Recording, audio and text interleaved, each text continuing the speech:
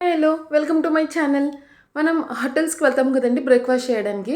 అక్కడ వాళ్ళు పెట్టి కొబ్బరి చట్నీ తినేటప్పుడు అబ్బా ఎందుకు ఈ టేస్ట్ మన ఇంట్లో రాదు, ఎన్ని టైమ్స్ చేసినా కూడా రాదు అని ఫీల్ అవుతూ ఉంటాం కదా.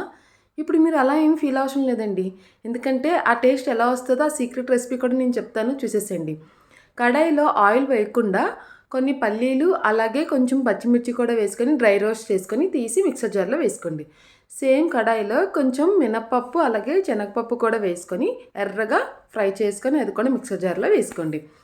నెక్స్ట్ అదే కడాయిలో కొంచెం ఉంటే ఎండు కొబ్బరి లేదంటే పచ్చి కొబ్బరి వేసుకొని కొంచెం పుట్నాల పప్పు కూడా వేసుకొని కొబ్బరి అనేది కొంచెం రెడ్ కలర్ వచ్చినంత వరకు ఫ్రై చేసుకొని మిక్సర్లో వేసుకోండి. అందులోనే కొంచెం వెల్లుల్లి, జీలకర్ర, ఉప్పు కూడా అలాగే కొంచెం చింతపండు వేసుకొని మెత్తగా మిక్సీ పట్టేసుకోండి.